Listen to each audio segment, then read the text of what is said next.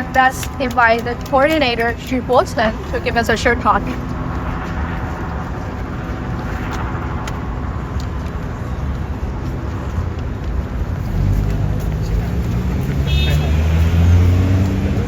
Ladies and gentlemen, once again, after many years of Taiwanese fighting on the streets of New York, we are here to call for another year for the United Nations to include Taiwan.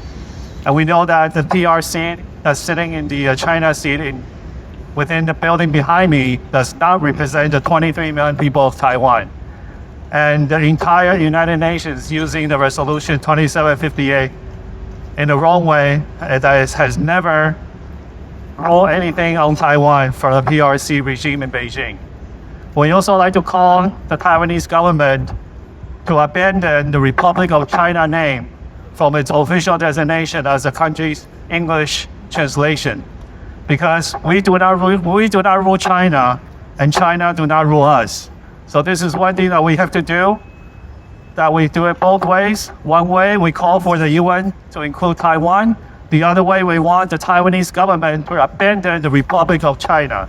And this is what we want, and this is why we are here. Thank you. Thank you. Last but not least, let us invite YouTuber Stan to give us. Again, hi everyone. My name is Stan. I'm a YouTuber and also a human rights researcher. Well, first of all, I think that every single person on Earth has to support Taiwan's participation in the United Nations. Just imagine one thing, one very easy thing. There is a country of 23 million people, with its own government, with its own military, with its own fiscal system, with its own banking, with its own everything. And there is another country that never ruled this country, not for a single day, not for a single minute, and they're still claiming this country as a part of their territory. Isn't that ridiculous? I think that everybody would say that this is ridiculous, because Taiwanese people, they don't pay taxes to China. They're not protected by the Chinese military, but Chinese military is actually threatening them. And as China is a member of the Security Council, a permanent member of the Security Council, what do? They block any kind of participation of Taiwan in the UN system, including very core issues, for example, like global health issues. So when there was that COVID pandemic, and Taiwanese doctors wanted to communicate with the WHO, they just ignored them because they believe China. And if you choose to believe China, they will just lie to you, like what they always do, like what the communist governments like to do. The only thing that they can do is lying. And they perfectly understand that they're lying. Because these days I've been going around New York. I went to the Chinese consulate and asked them a simple question. Do you guys issue visas to Taiwan if you claim it as your territory? And they told me there, no, you'll have to apply for a separate permit for the two countries. So people working in the Chinese consulate also know that there are two countries. One is called PRC, People's Republic of China, and the other one is Taiwan. So basically, I think that the whole world understands that the future of the Taiwanese people is up to the Taiwanese people to decide, right? I think everyone would agree with me on that thing.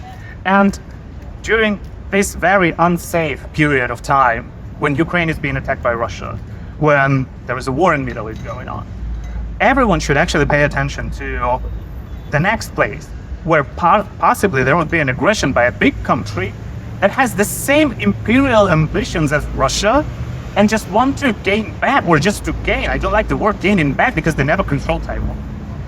Therefore, even if you look at the legal system and the resolution number 2758, Taiwan, the word Taiwan, they don't mention it even a single time. The resolution only is talking about the representation of China. So the country of China is represented by the PRC government. I think everybody agrees on that. But there is another place with the 23 million people living there, having a democratic system. It's a vibrant democracy, probably one of the most vibrant democracies on Earth. For example, it's the first country in Asia to legalize same-sex partnerships. Their neighbors, they did that only later on. Right now, there is also Nepal. It's the country that holds democratic elections. It's the country that is governing itself. It's a country with a very strong relationship with countries like the United States, like the European Union. But I think we should just stop with the hypocrisy and let Taiwan in, because Taiwan can contribute to the United Nations, Taiwan can contribute to all of the world organizations, because Taiwan has a lot of things to share. They have very developed high-tech industry. They have very developed insurance. They have perfect medical industry, medical devices, doctors. They're leading in terms of research, and the information that they are holding, they want to share it with the world. So let's unite our voices and support Taiwan's participation in the United Nations. Thank you.